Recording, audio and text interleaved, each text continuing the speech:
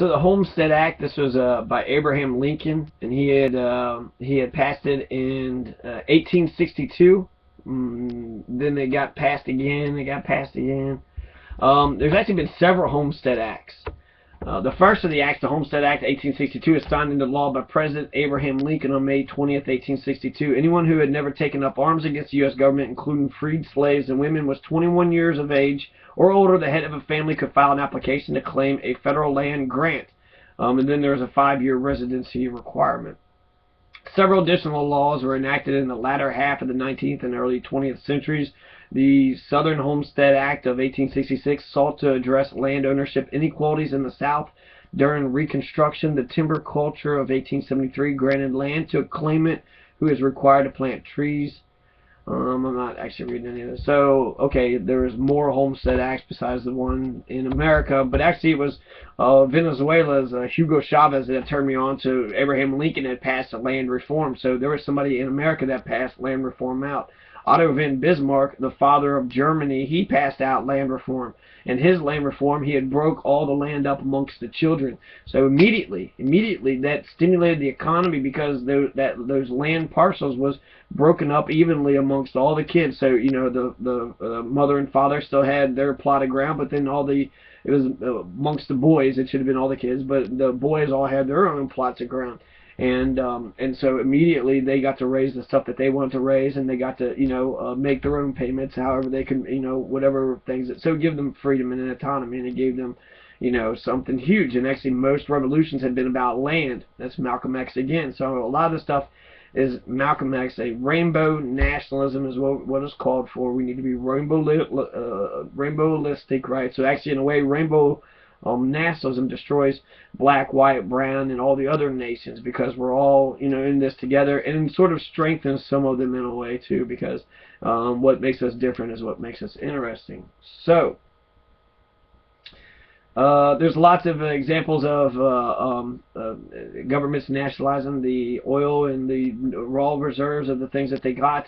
So I'd like to actually see Bolivia did that, so I'd like to take a closer look at some of that stuff. I want to take a closer look at the land reform, and I also want to talk about the 1848 revolutions, and then that's it. That'll be the whole thing. Okay, so the Homestead Act is 1862, so I think it's like 140 acres or so.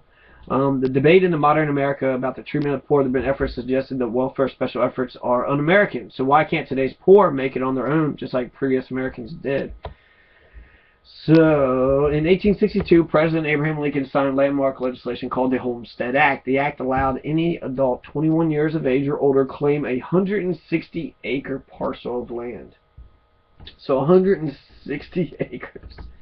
So Lincoln, this is in the middle of the Civil War. He's passing out large chunks of Native American land. Let's be real, okay? So he's stealing Native American land, and he's saying that if you go there and you settle on this, these are new occupied settlements, so this is just like Israel and Palestine. You get in there with your settlements and you protect your land for 5 years. You mark it off. That's yours, 160 acres. That's what you're going to protect, and you're able to do it for 5 years. Then it's yours free and clear. So in a way, actually give him a free way to use a mercenary army to take more Native American land.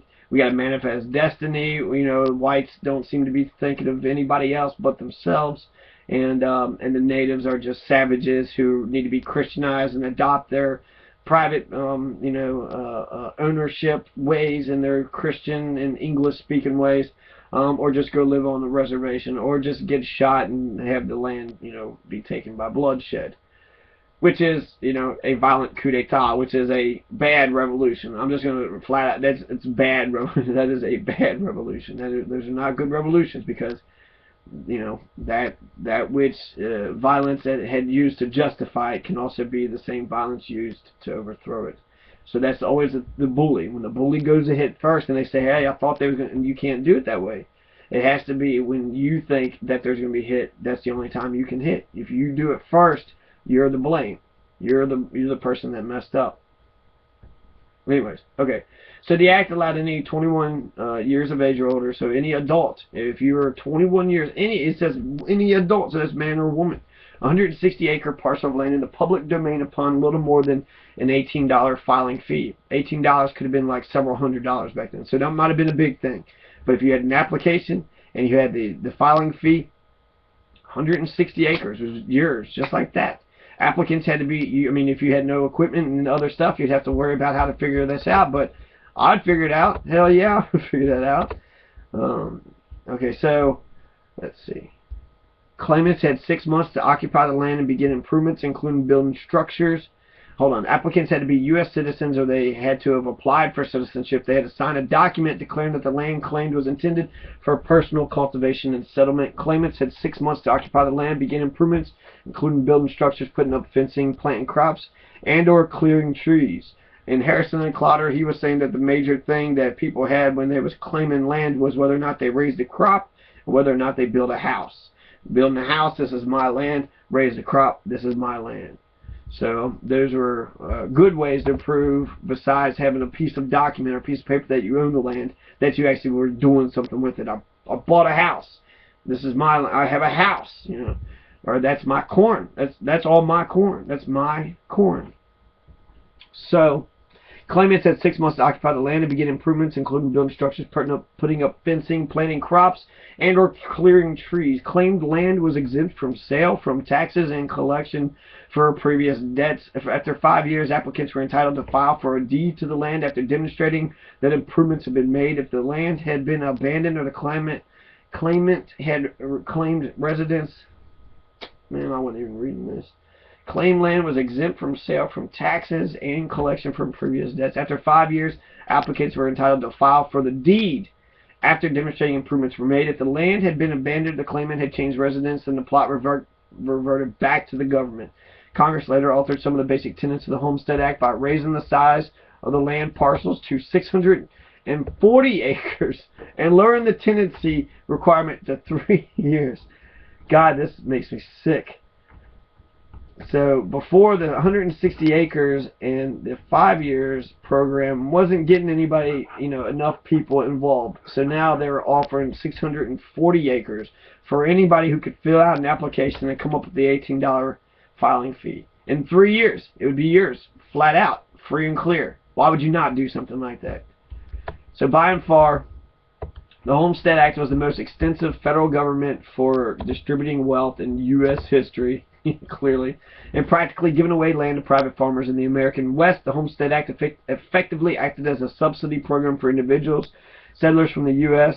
Eastern side streamed west, particularly in the decades after the end of the Civil War in 1865. The extent of wealth generated through the distribution of agricultural lands has been assessed by business scholar Trina Williams. According to Dr. Williams, over the period from 1862 to 1938, 3 million people applied for homesteads, and almost 1.5 million households were given title to 246 million acres of land.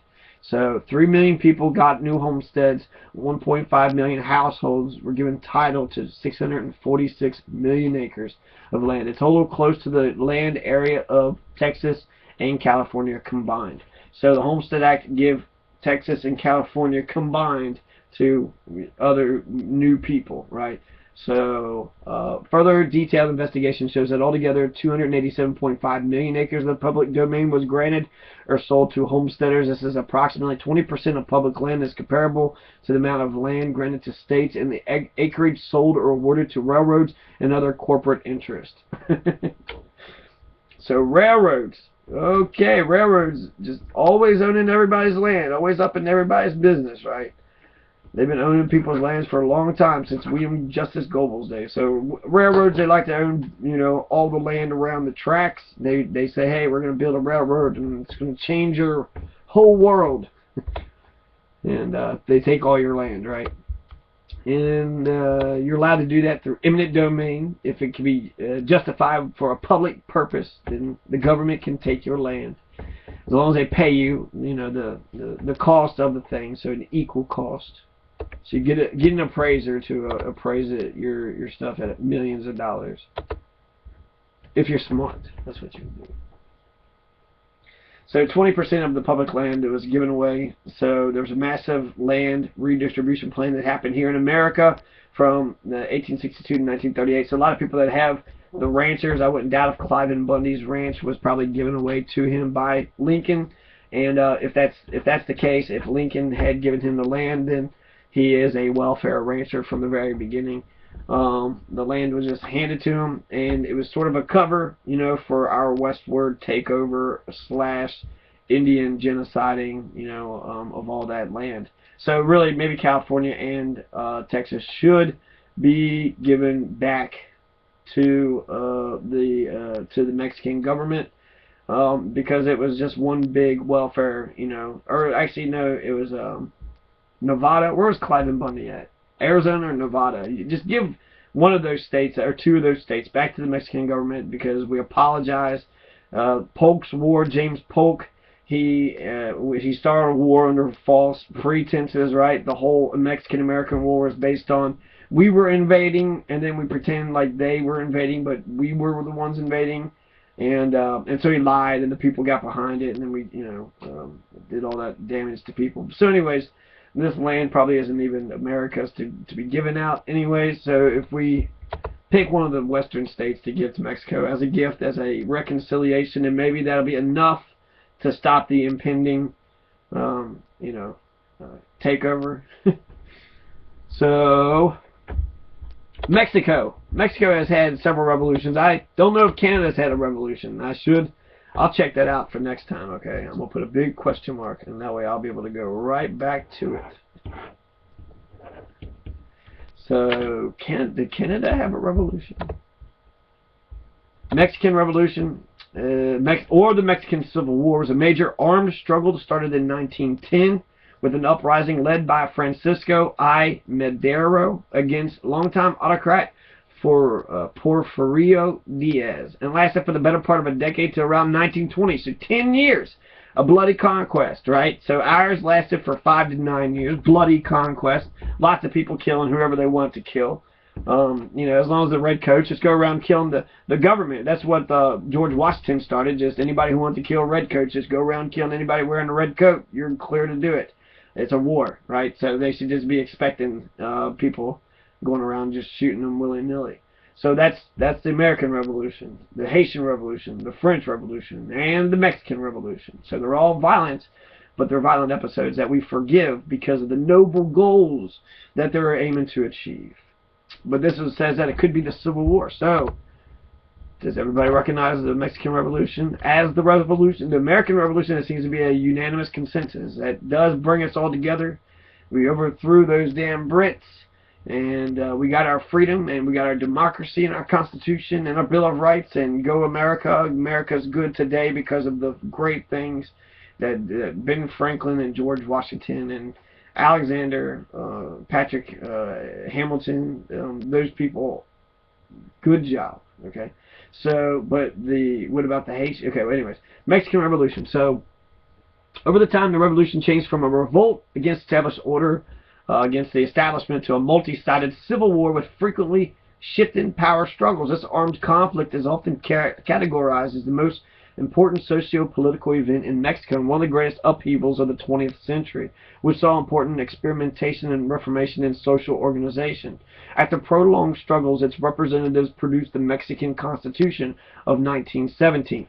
So we have a constitutional revolution on top of the coup d'etat. So sometimes you'll get a constitution that pops out of it, and that's our constitution comes out of a bloody conflict, right? So it popped out of it, but it popped out of it several years later, right? The Treaty of Paris is in 1783, and then the Articles of Confederation basically was scrapped, and then the Constitution was written in 89 or so. So about 5, 6, 7 years later.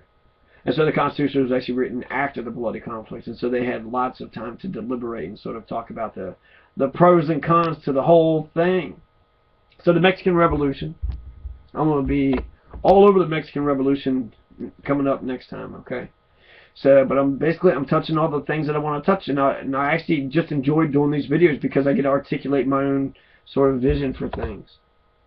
So, I was wanting to do research on the land reform on Homestead Act, and maybe some other examples of sort of the nationalization of and legalization of marijuana. Like I can focus in on all 3 or 4 of these are graduated income.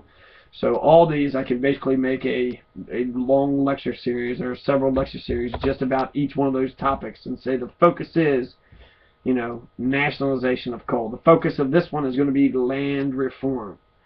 Or the focus of this one will be the vast amounts of different world revolutions, since that is the title of World Revolution. But I like the focus because the focus, we could pinpoint each one of these revolutions. Will we get land reform? Will we nationalize our resources? What was actually changed? At least give us a constitution with the Bill of Rights.